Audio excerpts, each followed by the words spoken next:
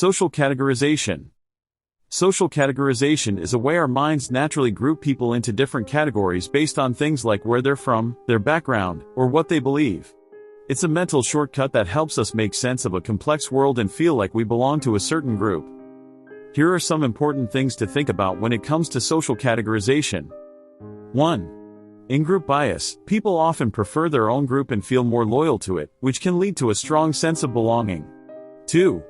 Out-group derogation. Sometimes we might see people from different groups in a negative way, using stereotypes or thinking bad things about them. 3.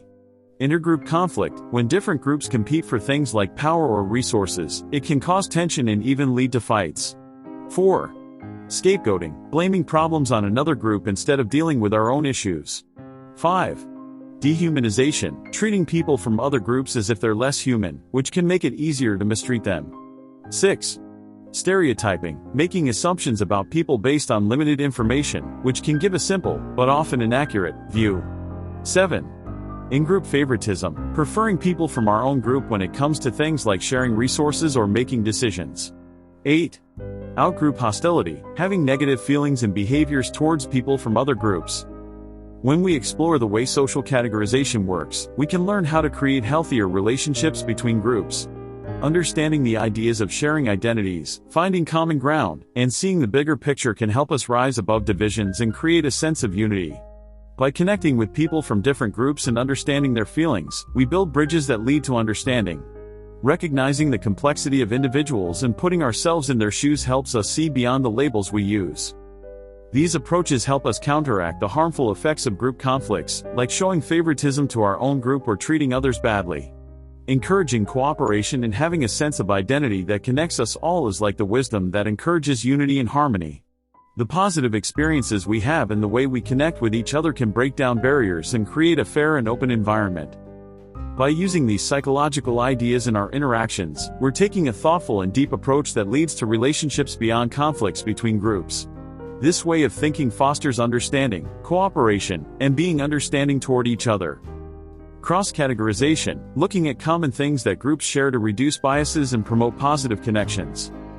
Recategorization, focusing on the things we have in common with people from other groups, making us more inclusive and cooperative.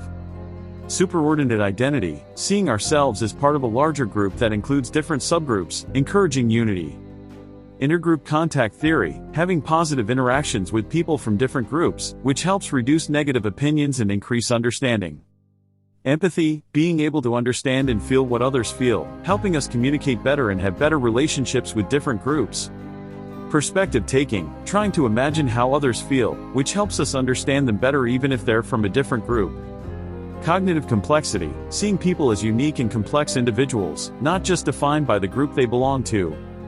Common in-group identity model, encouraging people from different groups to see themselves as part of one big group, which helps reduce biases.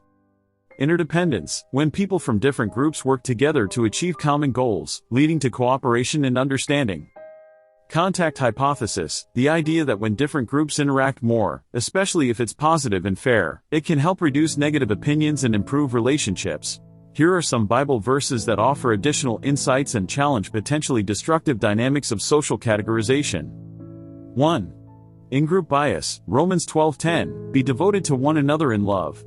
Honor one another above yourselves. 2. Out-group derogation, Matthew 7:1-2, do not judge, or you too will be judged. For in the same way you judge others, you will be judged. 3. Intergroup conflict, James 4:1-2, what causes fights and quarrels among you? Don't they come from your desires that battle within you? 4. Scapegoating, Galatians 6:5, for each will have to bear his own load. 5. Dehumanization, Genesis 1:27, so God created mankind in his own image, in the image of God, he created them, male and female he created them. 6. Stereotyping, Luke 6:37, do not judge, and you will not be judged. Do not condemn, and you will not be condemned. Forgive, and you will be forgiven. 7. In-group favoritism, Philippians 2:3, do nothing out of selfish ambition or vain conceit. Rather, in humility, value others above yourselves. 8. Out-group hostility, Matthew 5:44, but I tell you, love your enemies and pray for those who persecute you. Ultimately, the teachings of Jesus foster empathy, perspective-taking, and cognitive complexity. His example of living a life of love, humility, and selflessness serves as a powerful model for breaking down barriers between groups. Through his interactions with people from different backgrounds, Jesus exemplified the principles of intergroup contact theory, demonstrating how positive interactions can bridge divides and foster understanding. In essence, Jesus' teachings provide a transformative framework for addressing the challenges and pitfalls of social categorization. By embracing his message of love, compassion, and unity, individuals can navigate the complexities of human interactions with wisdom and grace, fostering an environment of mutual understanding and cooperation.